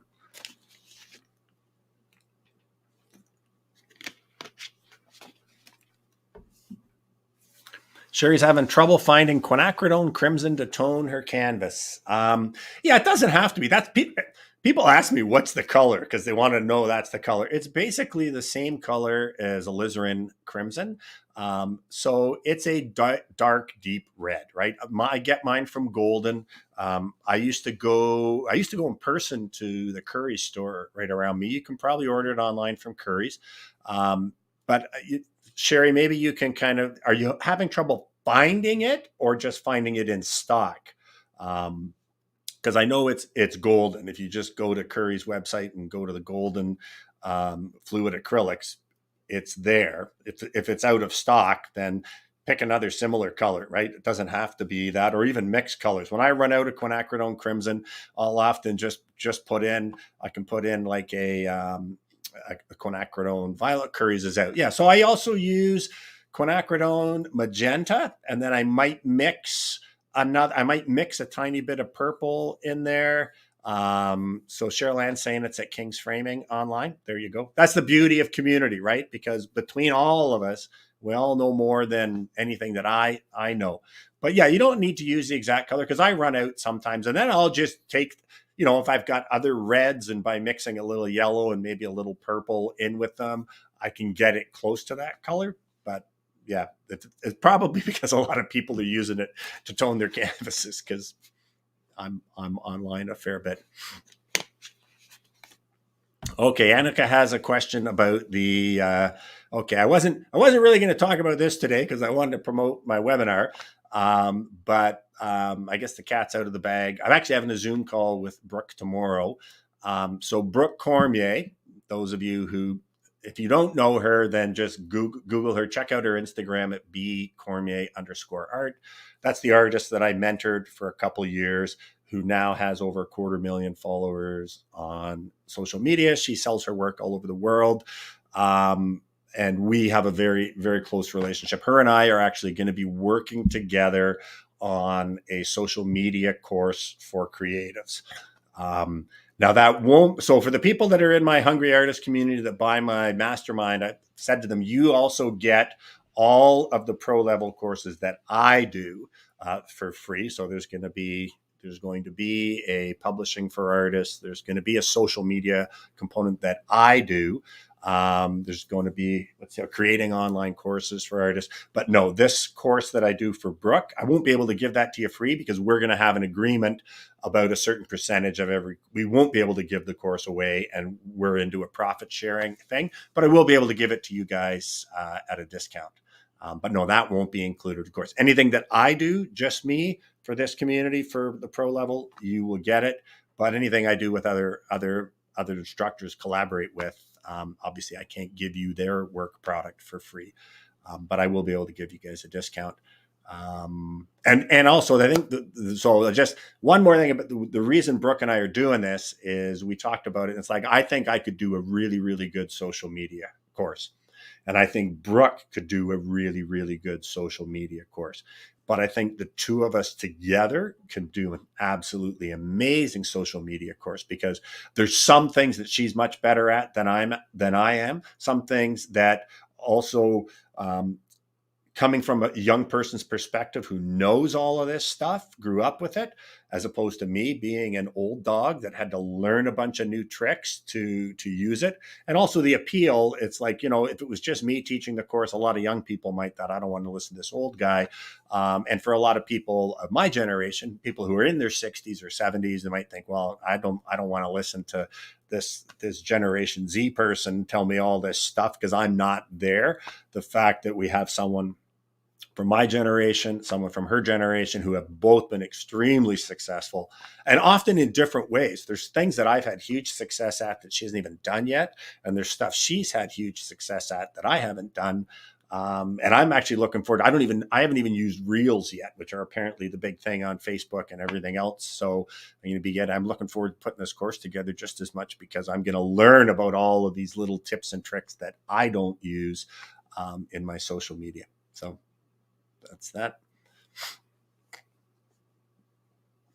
Okay, how long do you have to wait until you can sell a painting after it's finished with drying? So the answer there is it depends. So it depends on a few things.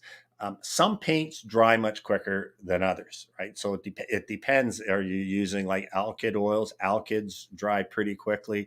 Are you using the water-soluble oils? With the water-soluble oils, I can mix mediums in to make it dry much quicker. It depends on the ratio of paint to oil medium. So all I can tell you is it depends. There are things that you can do to increase the drying time.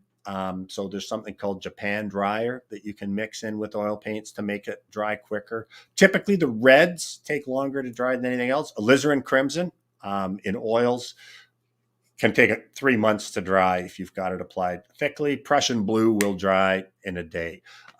So it's like, it depends. And that just comes more from experience of you knowing the way that you paint and the mediums that you use, how long. You're always better to err on the side of giving it more time.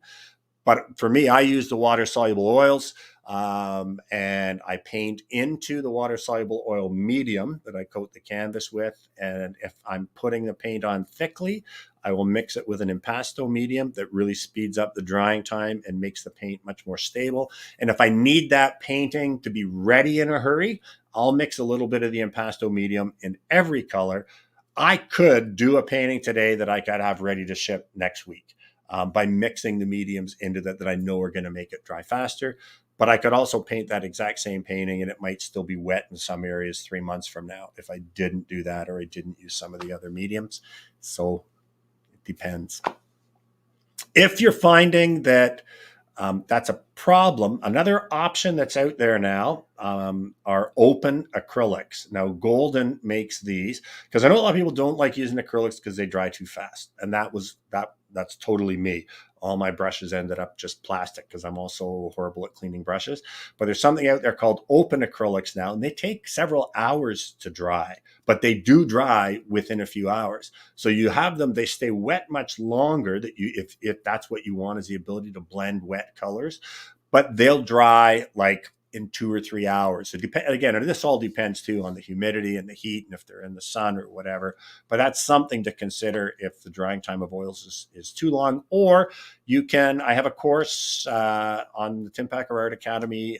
It's the Birches and Crimson Maples course, where I walk you through my painting process using the water-soluble oils and how and when I would use the mediums to speed up the drying time. Got more? I think we're good, yeah. That's good. No more? Wait.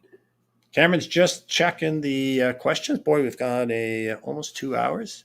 So again, just final note though about, while he's doing that, about the webinar. Again, so that's coming up on the 19th of March. It's going to be regular $89. I'm going to offer it to my newsletter subscribers for $69. So if you want to have the opportunity to take that, you need to sign up to my newsletter. You can do that on the www.timpackerartacademy.com. And you'll also get there a free PDF that gives you my 10 most common compositional weaknesses that I see in paintings. And Cameron, you had a question. You want to put it back up?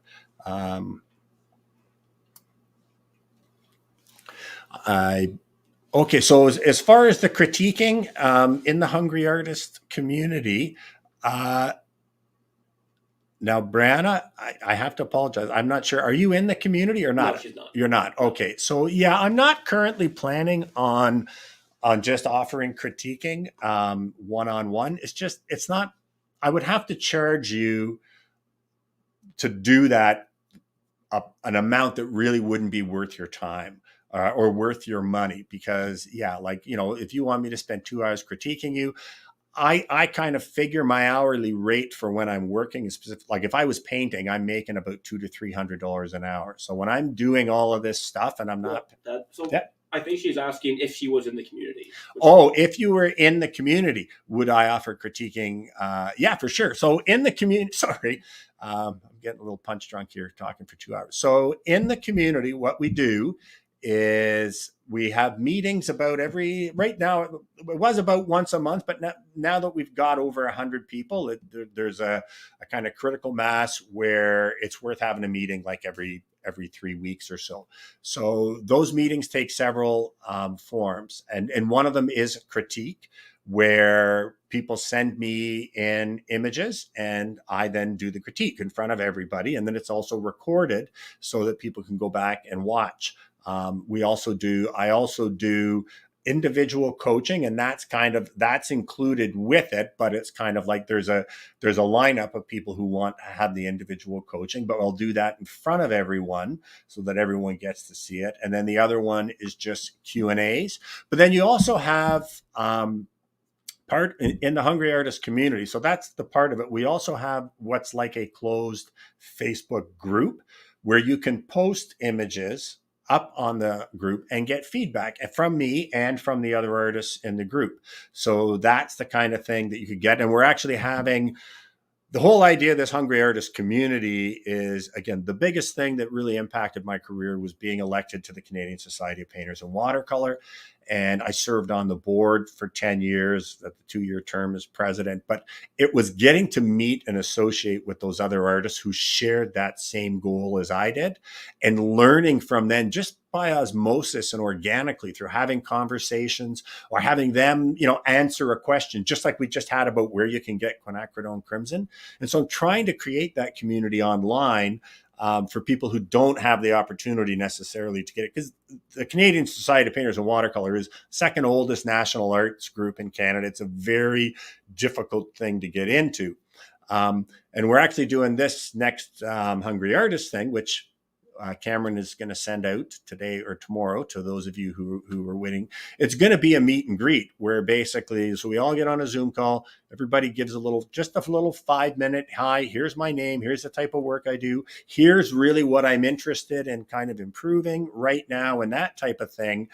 And so everyone starts getting to know everyone else, because ideally what I see as with the Hungry Artist community, aside from me just getting on and hosting calls and leading the discussion, is people having access to I have a pro Zoom thing, so I can have as many Zoom calls a month as I want. They can go as long as they want, where other members can host Zoom calls just for other members, for them to kind of just interact, whether it's just having a coffee and chewing the fat and letting each other know what's going on with their careers, or it might be a Zoom call where it's just about doing art festivals in a certain area, say Southern Ontario, and it's like any of the people from Southern Ontario can get on there and they can just kind of pick each other's brains and chew the fat.